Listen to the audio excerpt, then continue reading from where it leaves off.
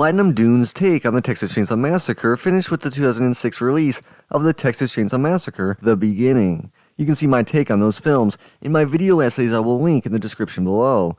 Twisted Pictures, the production company that had found massive success with Saw, was interested in taking over the franchise.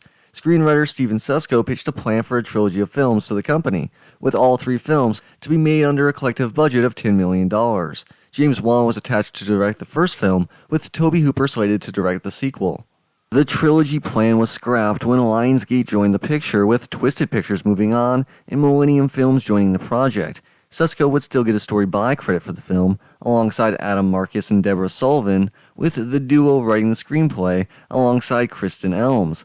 The film would utilize 3D, which had been experiencing something of a renaissance after the record-breaking success of James Cameron's Avatar. John Westenhoff would join the project as the director, his 3rd film as director, and his first horror film. Carl Mazzacone produced the film, which was made on a reported budget of $20 million on a 28-day shoot in Shreveport, Louisiana.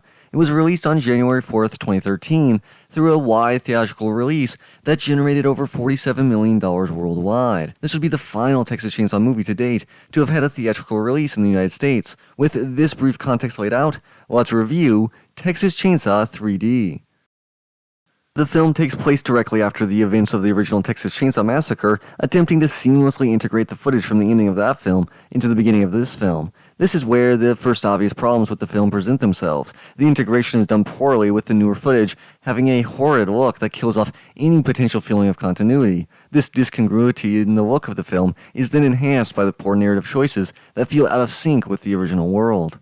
I don't mind trying to showcase a larger world and context to the family and Leatherface, but how they accomplished this undermines a lot of the horror of the original. The pure and unrelenting chaotic mayhem of the original world is replaced. We still have a mean-spirited world, but it's much more familiar and centered on traditional family and small-town dynamics that undercut the horror.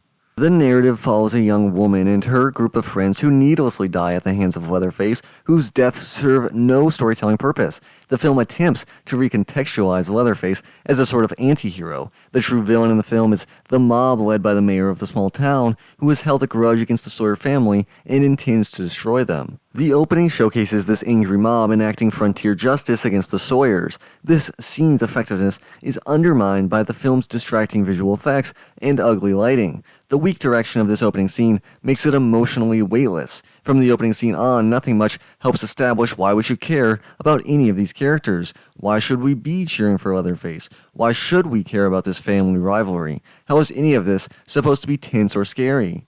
Why continue the story of such a beloved classic if you're going to undermine what made it so effective? This isn't a cleverly written deconstruction of the original film, but a poorly written script that is using its franchise lineage in a cynical way. The characters are thinly drawn out and flat, serving solely as hot bodies to be torn apart in a generic slasher film. Their deaths aren't even that interesting, with the poorly executed death scenes utilizing ugly CGI. The CGI is bad throughout the film, from the opening's use of fake-looking fire to the ending's hilariously inept meat grinder kill. Early 2000s horror movies were accused of being ugly, featuring drab-looking environments and over-relying on gore to shock the audience. Those films almost always utilize practical effects for their gore gags, and in hindsight, this makes them hold up so much better. Texas Chainsaw instead moves away from the gritty, realistic feel of the Platinum Dunes films in favor of this CGI that failed to hold up barely over a decade later. The Texas Chainsaw Massacre: The Beginning was also accused of looking bad because of the overuse of shaky cam. That film's look has aged much better than the more traditional approach taken in this film. The film's lighting is way too high-key and hard, with the film looking too bright, which infects all the daytime scenes. Not only is the lighting awful, but the film is shot in such a boring and generic way, giving the film no energy or life to it. This is then enhanced with the gimmicky usage of 3D. Yes, I didn't see the film in 3D, but it's obvious from watching it in 2D just how basic they were approaching the technology, using it as an excuse to throw stuff at the audience. The gimmicky usage of 3D in this era hurt a lot of films, making them look cheaper and hackier than they should have been.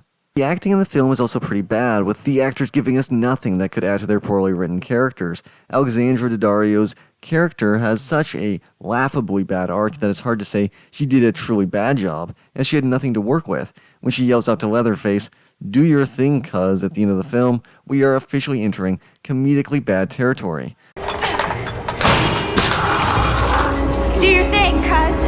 I like her as an actress, but it's clear that the reason she was cast was exclusively her looks, a philosophy to casting that informed the rest of the young adult cast. Their abilities as actors were not considered. Instead, it was how much casting this actor helped with the film's sex appeal. This applies only to the young adult crowd that is used as sacrifices to the perceived necessities of a slasher film. The other actors aren't given any good material to work with either, but aren't used simply as eye candy. It feels like Lesson Hupp was heavily inspired by the tracking shot in the original Texas Chainsaw Massacre. Unfortunately, the carryover to this film was the sexualization of the characters, not the masterful cinematography that helped define the original. In general, the direction is painfully generic. The film looks awful and then enhances that ugliness with poor CGI and gimmicky 3D usage. It's apparent from the beginning of the film when they move from Daniel Pearl and Tobe Hooper's immaculately shot film to this film just how poorly shot it is. The film had some unintentionally funny moments that lighten the mood, which helps make the film less unbearable, which is necessary if you're a fan of the franchise to prevent boiling over in frustration. This feels like the perfect example of Hollywood missing the point of the original film. Killing off Leatherface's family undermines what made the original unique. Leatherface is not Jason or Michael, a mute, solo, hulking, unrelenting killing machine. The family dynamic of the original film is both intriguing and disturbing, while adding to the film's social commentary. The usage of a family connection in this film between our main character and Leatherface falls flat, as does the anti-hero angle. It feels like an empty attempt at modernizing the franchise, searching for a more corporate-friendly approach that makes the horror of the original film more palatable and easier to fit within a generic slasher film construct. I don't mind them messing with the mythology of the first film, but they missed the mark on the execution. This is an immensely disappointing film as a fan of the franchise, and a sad film to have finished the series' theatrical run. That's all for this video. Thank you so much for watching, and see you next week.